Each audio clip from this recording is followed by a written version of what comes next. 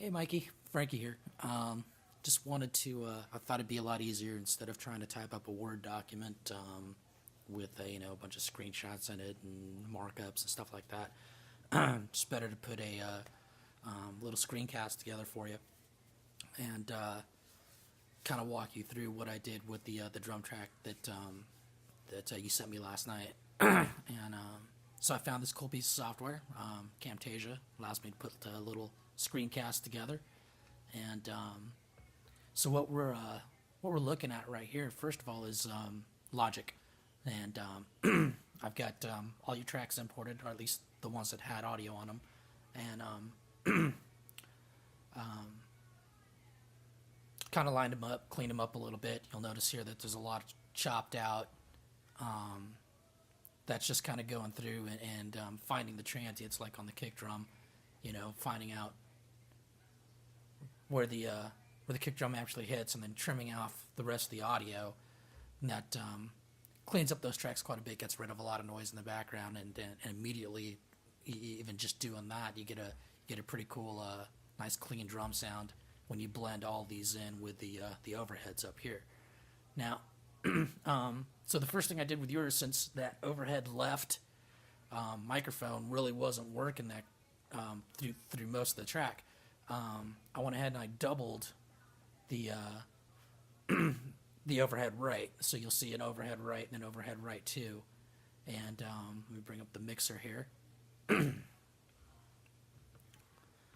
So here's the overhead, and here, or overhead right, and then the second overhead. And then what I did is I put a little gain plug-in on there, and swap the left and the right so that I could pan one full left and one full right. And you'll see right here the panning. And because what had happened was the overhead right, even though it was a stereo track, you must have had it panned because the signal was only on the right side. So I went ahead and swapped those, so it came kind of a pseudo stereo of the overheads. And and then I just kind of mix those together to come up with a decent overhead sound. And now, you're probably not going to have some of the plugins that I used here, but you can still get the same kind of effect using any kind of EQ or any kind of compressor. The colorations that some of the compressors use that I used is very subtle, and you'll see what I'm talking about when we get into it. But let's just start with, since the overhead left really didn't play a big part in this track, let's start with the overhead right and the overhead right too. And so first plugin that I put on the overheads was the red. Oops.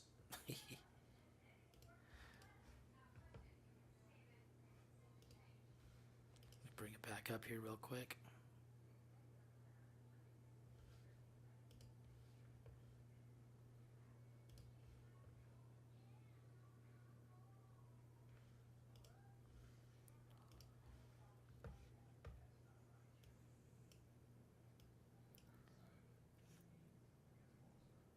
Okay, so the first plugin that I put on the overheads is the red 0.51, which is a simulation of an Abbey Road desk, an old desk that they used to have over at Abbey Roads. And I switched the modeling to the classic mode. There's classic and pop. You can see pop there. I like the classic mode, and threw up the analog, which adds a little bit of that desk noise that gives it that warmth. And I didn't play with the gain too much. I thought the volume on the overheads was decent. Gave it just a little boost in the highs and a little boost in the lows, and then the bass lift I actually turned on, and and I basically just did the same thing for both, since I wasn't really dealing with two different microphones. All I did was duplicate it, so I just did the same thing for both. So so that's what I did on the overheads. As far as mixing and EQing goes, I just used that one plugin.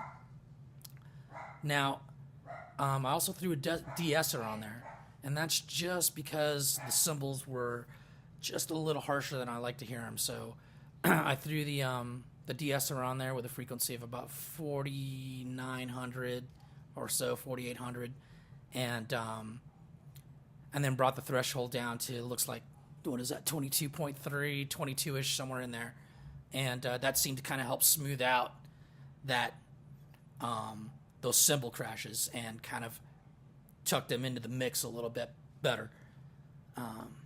Okay, and that was it. That's all I did. I left their volume at unity, and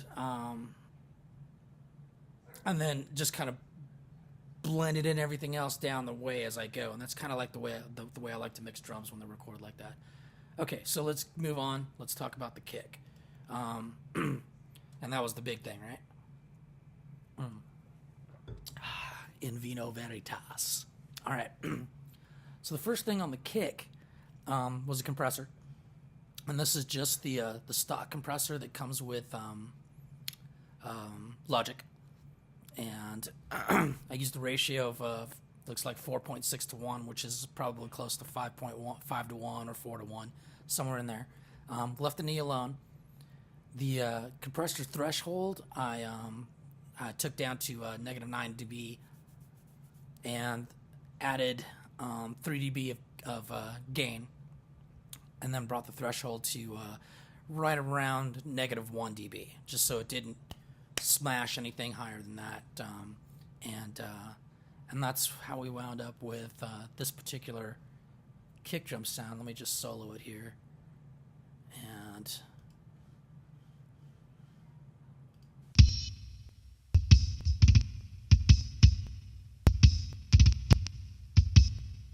so not bad sounding. It's got a little body to it. It's got a little bit of that snap, but and you'll see what I did with the EQ here in just a second.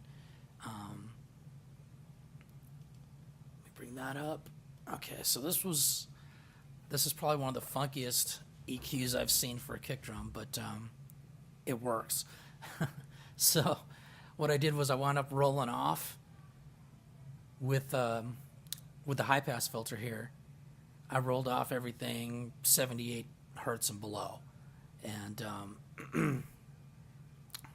then let's see, there's a cut right here at 166, almost 12 dB. It looks like 11.5 dB. There's another cut at 500 hertz, and that was where I found the boxiness of the kick drum. There was a lot of ringing going on. Here, I'll show you what I'm talking about. I'll actually boost this so you can hear what I'm talking about. Let me just go ahead and play. And I'm going to take this 500 hertz and boost it.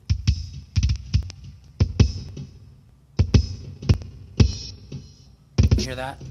Total boxy.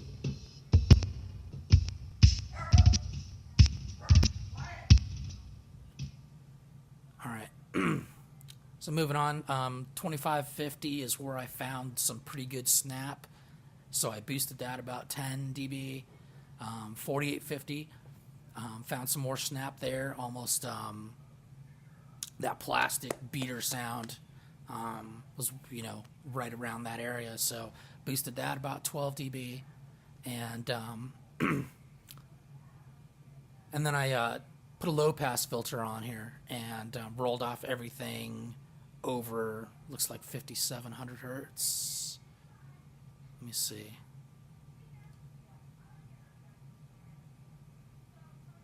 Oh no, the low pass looks like it's rolling off.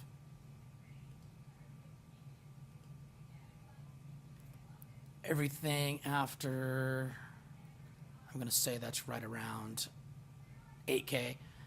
But then I went ahead and boosted about 5700. So I took that low pass filter, slid it down to around 5700, and then boosted 12, left the Q right around 780, and so that again is where I found some nice kind of air snappiness kind of going on. So threw that up, and and then let it roll off everything after that, basically, because there's no need for that, and it just got to almost like you could hear the pedal, the kick pedal kind of squeaking and moving around and stuff. So got rid of everything after that, and that's the EQ. And that left us with, you know, the kick drum sounding like.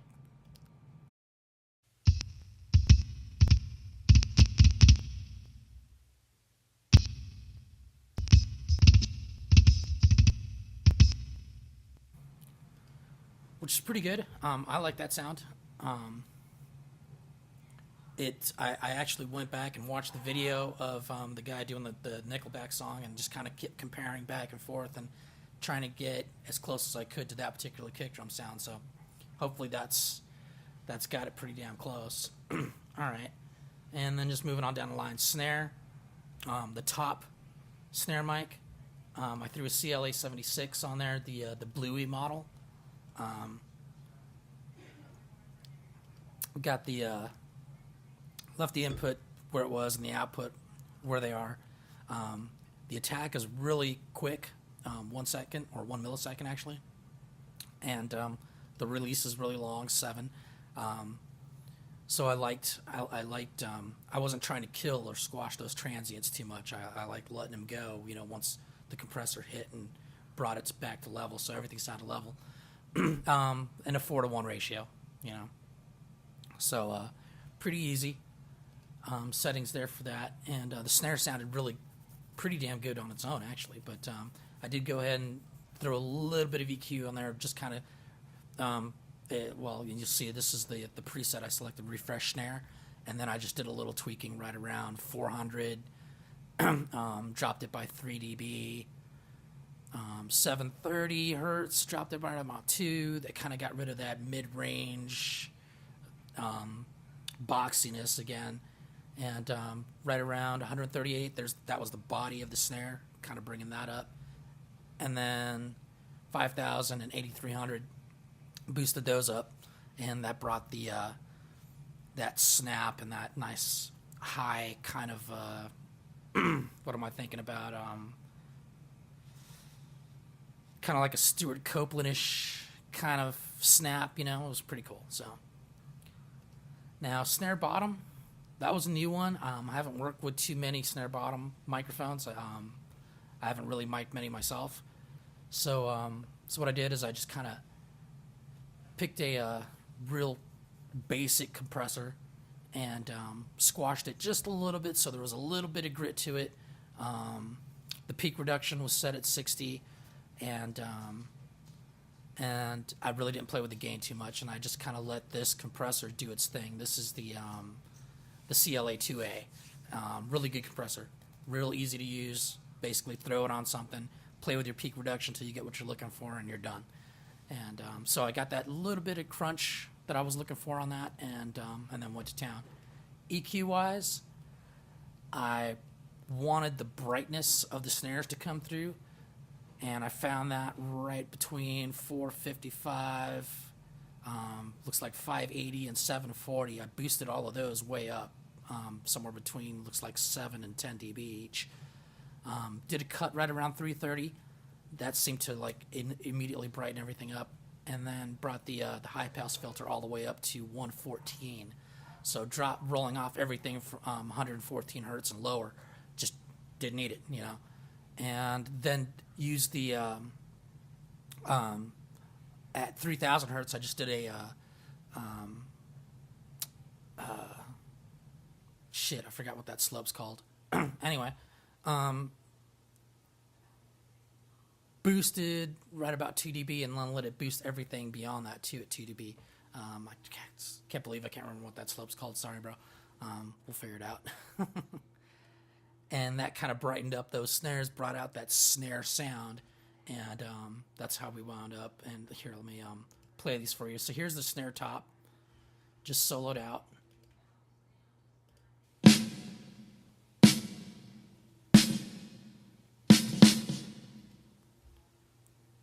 And here's the snare bottom.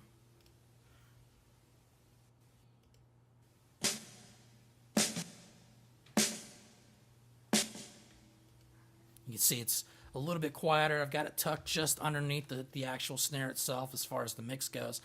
But it's definitely got a crunchiness to it, and you can hear that sizzle from the snares.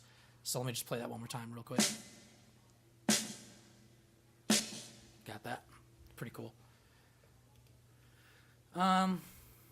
Left hi-hat wasn't used, so I left the track in there, but I didn't do anything with it. I just zeroed it out and left it there.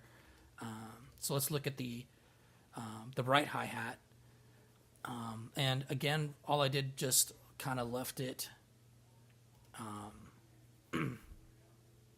I didn't trim this too much. I didn't go through and look for each hi-hat hit because they blend so much together. It's pretty much impossible to try and chop it up for each hit. But I did go through and chop out the section where you're on the ride and you're not hitting the hi-hat, and that cleans up that little section of that particular tune. So, but let me play this for you. All I did was throw a quick EQ on here, rolled off everything all the way up to 385, and lower. Just it's a hi-hat. You don't need it. There's not a lot of body to it as far as that goes. Searched around and found 45. Looks like 4550.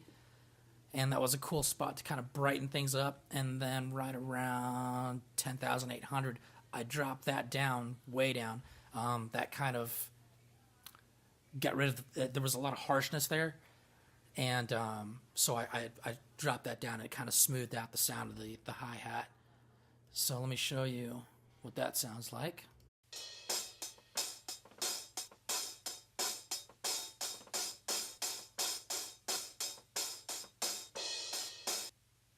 And that's it. All right, on the ride. Let me find the ride section here real quick. Here it is. Again, just a simple EQ.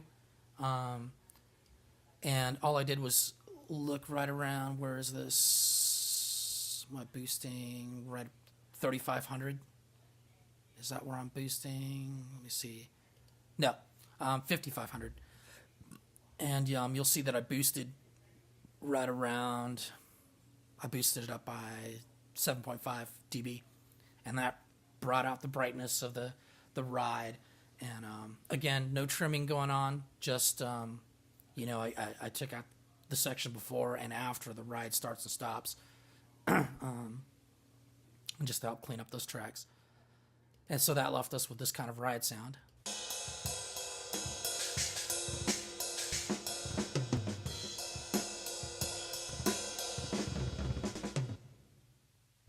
So pretty cool. Really got that kind of belly tone coming out of it, which was what I was looking for. Toms, and I won't go through each one here and play each one for you, but simple EQs for the high tom, a boost of looks like about 8.5 dB at 148. That's all it needed. Toms are really easy to work with, actually, providing they're tuned, right? So let's see here. Mid tom, 5 dB boost at 192. Almost a little over a 10 dB cut at 660. A little bit of boxiness on that particular tom, and that's just normal. That's not a big deal. And then to bring up that kind of hit sound when you're hitting it, the snap of the stick hitting that head, right around 7,400, boost about 3.5 dB. And then on the floor tom, same kind of thing. Found the body of the floor tom right around 106, boosted that up slightly, 4.5 dB. Found the boxiness of it right around 540, dropped that down almost 15, or it looks like 15 dB. And then 7,300 again for that stick snap kind of good sound there. 7,300, boosted that up 3 dB. And that's it for that. Then what I did is for the drums at least, mixing those. And then what I did is I created an aux channel, set the input to bus 1, and put a Space Designer reverb on there. And big train station. Here we go, right here. That was the preset I used, but then I went ahead and, since it's on an aux channel and I'm going to be bussing signals to it. You take the dry signal, throw it all the way down, the wet signal all the way up to 100%, because you just want the wet process sound when you're auxing effects like that. And then I took the, for drums in particular, I like a little pre-delay on the reverbs, so 18 milliseconds. Somewhere between 15 and 20 is usually where I pick for the pre-delay. Now, if we go back through here, you'll see that I didn't bust the overheads to it. They've got their own room sound, so I didn't want to mess with that too much. But everything else that's close mic'd, was pretty dry, so that's what I bust to it. So you'll see here I've got the kick drum going to bus 1, and 21, looks like negative 21.5 dB is what I sent over there. And that takes negative 21.5 dB of the kick drum signal, sends it to the aux channel, through the reverb, and then back into the kick channel. And you can blend the amount using this little rotary knob here. And you've probably done this before. So snare top and bottom, right around 20 dB, or negative 20 dB, I should say. The ride, I kind of bust over there a little bit. Hi-hat, I don't bust over there. I like the kind of gatedness that you can get from a tight hi-hat sound, so I didn't want to add a lot of reverb to it. But the ride, definitely you like that kind of ting-ting, kind of taper off, right? So I sent negative 21 dB, and then looks like about negative 16 for all of the toms.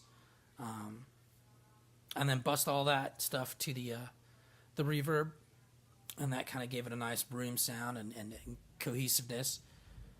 And and that's it for that. And then on the output channel, which is the master bus, think of it that way for all the drums. What I would normally do is take all my drum tracks and create a master bus just for the drum tracks, so that I have a final stereo mix of drums that I can play with once I've got everything mixed the way I like it. Now, in this case, what I did is I just left the standard stereo output or master output and used that as the master bus that I would use for the drums. And so what I put on there is the Pew Child, which is my go-to compressor when it comes to the master channel or the master outputs. And this kind of just glues all the tracks together. Kind of a hard to describe what it does, but here, let me play it for you, and I'll turn it on and off so you can hear it. Start with it off. I'm going to turn it on.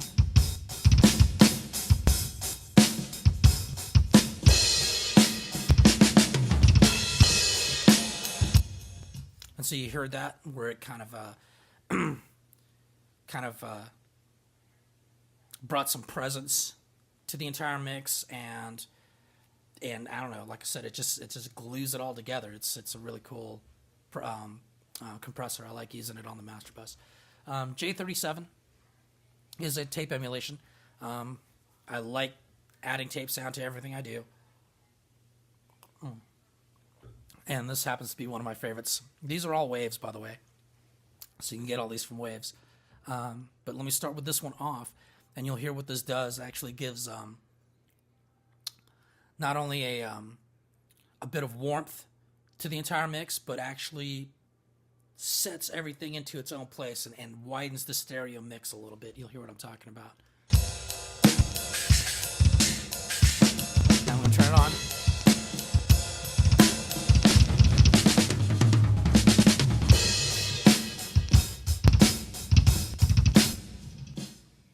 And so you heard that. It's kind of spread everything a little bit and gave everything its own little space in the mix.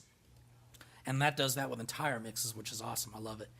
And then a quick EQ again on the master. Always do that, just to roll off around 50 hertz and around 12,600. just to get rid of any other little transients that might be getting through, or noise, rumble in the bottom and that high end fizz or stereo noise that might be coming through, and then a limiter. And limiter output ceiling -1 dB, and I brought the threshold down to 8, and the release looks like I'm sitting right around 239 or so, 230, just to level off the entire mix of the drums. That's it. And that's our mix there, man. So let's give it a listen real quick.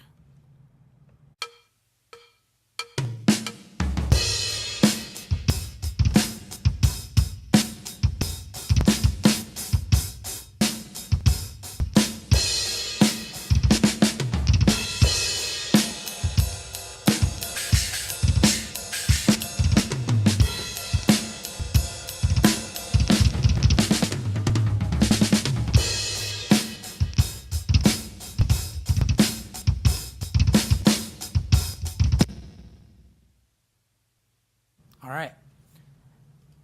And that's it, brother. Hopefully this was a lot easier than actually having to sit down and read a document. If this works for you, I can definitely keep doing this kind of stuff. I enjoy it anyway. You know me, man. Like anything that has to do with media or music or, I'm all about it, brother. So, all right, man. Until next time, have fun, drink wine, play drums. All right, brother. Bye.